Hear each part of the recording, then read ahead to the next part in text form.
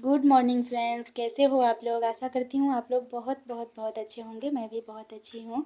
तो अभी हो चुका है सुबह के 4:30 और मैं सो के उठ गई हूँ। उठकर मुंह हाथ धो ली हूँ और धोने के बाद में मैं यहाँ पे बाल में कॉम्ब कर रही हूँ, क्योंकि सुबह उठने के बाद ना बाल पूरा बिखरा बिखरा रहता है। तो सबसे पहले हम लेडीज़ लोग का यही काम रहता है कि सबसे पहले अपना बाल को समेट ले, नहीं तो चेहरा अजीब डरावना दिखता है। तो इसलिए मैं भी सुबह उठती हूँ तो सबसे पहले अपने बाल को ही समेटती हूँ। तो यहाँ पे काम बहुत ज़्यादा है, तो इसलिए मैंने यहाँ पे एक क्लचर लगा लिया सारे बाल को ऊपर करके। और उसके बाद अब मैं चलूँगी काम करने के लिए। तो सबसे पहले आज मुझे जाना है किचन में, क्योंकि अभी बहुत सारा काम है। तो यहाँ पे मैं आ गई हूँ वॉशिंग मशीन के पास में। यहाँ पे मैं सुबह में जब उठी थी तभी कपड़ा एक बार धो ली हूँ, और फिर थोड़ा सा और बचा है तो वो भी धोने के लिए डाली हूँ एक तरफ, और इधर ये सुखाने के लिए डाली थी। तो वही मैं निकाल ले रही हूँ, क्योंकि काम जल्दी जल्दी हो जाता है अगर वॉशिंग मशीन में कपड़ा धोते हैं तो। एक तरफ धोआते रहता है और दूसरी तरफ और दूसरा काम भी हो जाता है। तो एक बार मैंने धो लिया है, अब मैं इसे सूखने के लिए डाल देती हूँ और अब दूसरा बार भी धो रही हूँ, क्योंकि कपड़ा बहुत ज़्यादा था और ये छोटा सा है वॉशिंग मशीन, तो इसमें ज़्यादा कपड़ा नहीं धोआ पाता है। तो किसी दिन अगर चादर वादर धोना होता है तो पहनने वाला कपड़ा एक बार अलग धो, फिर चादर वादर अलग धो। बहुत छोटा वॉशिंग मशीन है। तो मैंने ये सर्फ़ डाल के तो धो लिया है। अब मैं पानी से धो रही हूँ, और मेरे यहाँ नल का सुविधा नहीं है वॉशिंग मशीन के पास में, इसीलिए मैं बाल्टी से पानी डाल रही थी। और उसके बाद मैं सीधे किचन में आ गई हूँ। किचन का साफ़ सफाई मैं सुबह ही कर ली हूँ। और यहाँ पे मैं चाय बना रही हूँ सबसे पहले, क्योंकि ना चाय सुबह पी लो तो मन फ्रेश रहता है और थोड़ा फुर्ती भी आता है, थकान दूर हो जाता है चाय पीने से। और सुबह उठो तो हर कोई चाय ही पीता है। तो वही मैं सोची सबसे पहले चाय पी लूँ, उसके बाद ही और सारा काम करूँ, क्योंकि काफ़ी सारा काम हो चुका है और झाड़ू पोछा ये सब कुछ हो गया है। तो यहाँ पे मैं उस टाइम में रिकॉर्डिंग नहीं की थी, बहुत अंधेरा था। और इधर बच्चे सोए थे तो हल्ला गुल्ला होता, खटर पटर करता, इस वजह से। तो यहाँ पे सिर्फ मैं अपने लिए ही चाय बना रही हूँ, क्योंकि मेरे हस्बैंड का नाइट ड्यूटी है तो वो अभी ड्यूटी में ही हैं। मैं और मेरे बच्चे हैं, तो बच्चे तो चाय पीते नहीं हैं, अभी बहुत छोटे छोटे हैं। और मैं चाय पी रही हूँ, तो मैं अपने लिए एक कप ही बना रही हूँ। तो अभी चाय देखिए कितना प्यारा खौल रहा है। और चाय तो बन गया, आप लोग भी आ जाइए पी लीजिए। और मैं इसे छान के एक जगह बैठ के आराम से चाय को पीऊँगी और थोड़ा सा मोबाइल भी देखूँगी, क्योंकि सुबह उठो ना तो सबसे पहले मैं मोबाइल ही देखती हूँ। उसमें देखती हूँ कि मेरा कितना व्यूज़ आया, कितना सब्सक्राइबर बढ़ा, यही सब मैं देखती हूँ। अपना ही चैनल देखने में बिजी रहती हूँ। तो यहाँ पे मैं आज चाय लेकर आ गई हूँ और अब मैं आराम से बैठकर चाय पीऊँगी और मोबाइल भी देख लूँगी थोड़ा बहुत, क्योंकि मन में खुदबुदी रहता है कि क्या हुआ चैनल का। तो इसीलिए, क्योंकि हम इतना मेहनत कर रहे हैं अपने चैनल पे, तो उसके लिए तो डर लगा रहता है। क्योंकि ना बहुत मुश्किल है यूट्यूब पे काम करना। पहले तो मुझे उतना पता नहीं था, आइडिया नहीं था। पर ना जैसे हम नॉर्मल दिन में अगर रिकॉर्ड नहीं करते हैं और कोई काम करते हैं तो काम बहुत जल्दी हो जाता है, पर जब रिकॉर्डिंग कर कर के काम करते हैं ना तो उस टाइम में हमारा बहुत ज़्यादा टाइम लग जाता है। क्योंकि मोबाइल को ट्राइपॉड में लगाओ, उसमें इतना टाइम लगता है, उसे अच्छा से सेट करो, फिर ट्राइपॉड को इधर रखो उधर रखो, इधर लेकर जाओ उधर लेकर जाओ, ऐसे करके ना बहुत सारा प्रॉब्लम होता है और बहुत दिक्कत भी होता है। रिकॉर्डिंग करना इतना आसान नहीं है, और उसके बाद भी अच्छा से रिकॉर्ड नहीं हो पाता है। फिर भी क्या करें, जैसे धीरे धीरे सीख जाएंगे और हैबिट भी हो जाएगा। और अकेले रहने से ना बहुत मुश्किल है, एक जन के बस का बात नहीं है, रिकॉर्डिंग भी करो और काम भी करो। पर क्या करें, मेहनत तो करना है, मेहनत करना पड़ेगा अगर ज़िंदगी में आगे बढ़ना है तो। मैंने चाय पी लिया और अब मैं अपना चैनल देख रही हूँ पूरा तरह से। अगर कोई दिक्कत होता है तो भी कर लेती हूँ। और चाय पीने के बाद में मैं डायरेक्ट आ गई हूँ अपने बसंती के पास में, यानी अपनी सिलाई मशीन के पास में, अपने रोजी रोजगार के पास में, क्योंकि यही तो हमारा जीवन है। तो यहाँ पे मैं ना रात को ही एक ब्लाउज काट के रखी थी, लाइनिंग वाला है। तो उसको ना मैं मेन फैब्रिक पे लाइनिंग रख के और पिन सबसे पहले लगा ले रही हूँ। मैं कच्चा सिलाई नहीं करती हूँ, क्योंकि मुझे सिलते सिलते हैबिट हो गया है, जिसके वजह से मैं कच्चा सिलाई नहीं करती हूँ।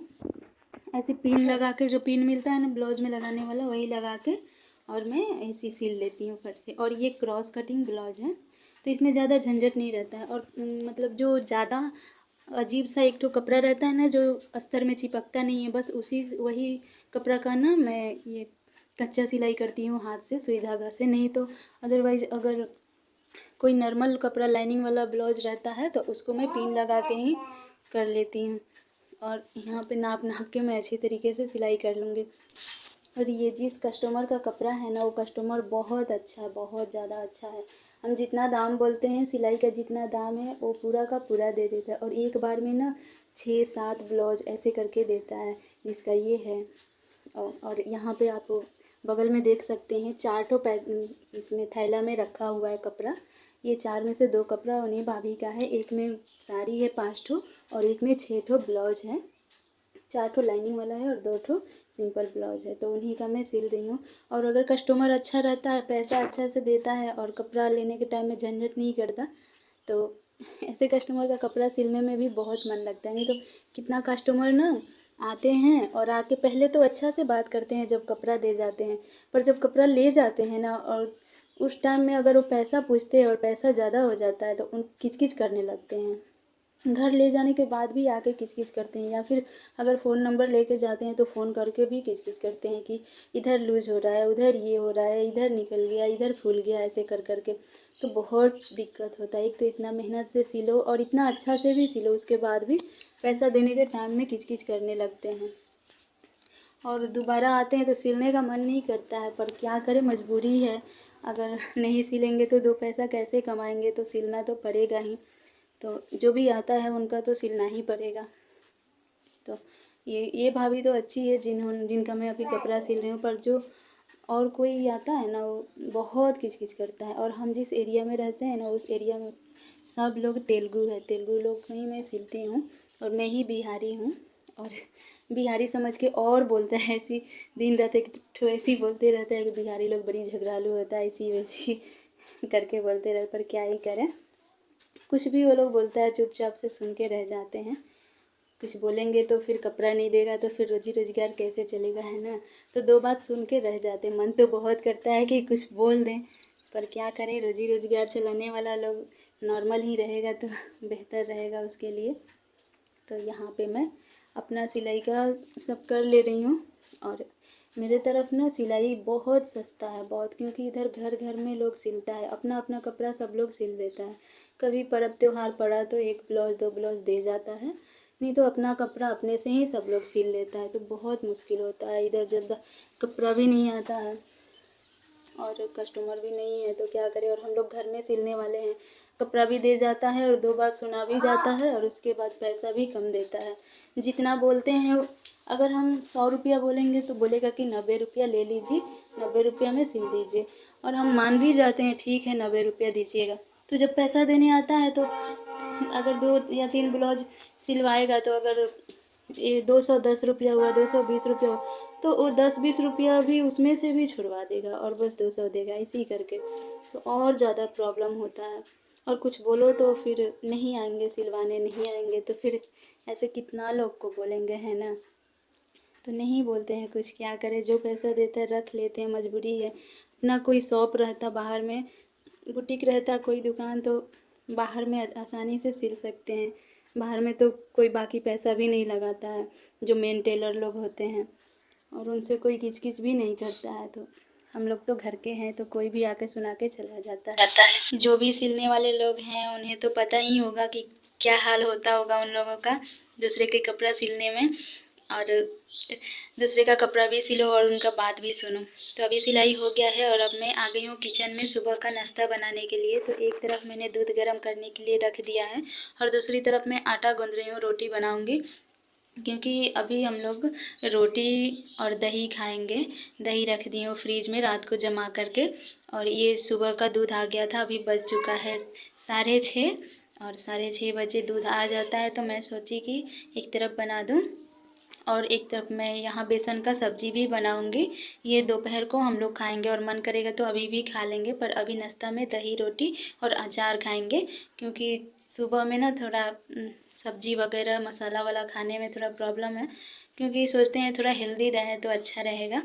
तो अभी हस्बैंड भी आ गए हैं ड्यूटी से, उनका नाइट ड्यूटी था, तो और अब मैं सोची कि आकर के हस्बैंड सो गए हैं, तब तक मैं सोची जल्दी से नाश्ता बना देती हूँ, क्योंकि 8 बजे हम लोग नाश्ता करते हैं और अभी लड़की को भी स्कूल नहीं जाना है, वो घर में ही है, तो इसलिए 8 बज जाता है। नहीं तो लड़की 7 बजे जाती है, तो उसके लिए हमें सुबह ही उठ के बनाना पड़ता है, तो जल्दी से हो जाता है। अभी आदत हो गया है सुबह उठने का, तो ज़्यादा प्रॉब्लम नहीं होता है, सारा काम आराम से हो जाता है। तो हमने बेसन का चीला बना लिया है सब्ज़ी बनाने के लिए, और अब मैं इधर रोटी बना दे रही हूँ, क्योंकि जल्दी जल्दी काम हो जाएगा तो अच्छा रहेगा। और एक तरफ मैंने कढ़ाई रख दिया है सब्ज़ी बनाने के लिए, एक तरफ सब्ज़ी बनेगा और एक तरफ रोटी भी बन जाएगा, तो बहुत अच्छा रहेगा। एक जन रहने से ना बहुत दिक्कत होता है काम करने में। तो आज के ब्लॉग को यहीं पे एंड करती हूँ। ब्लॉग पसंद आया तो लाइक और शेयर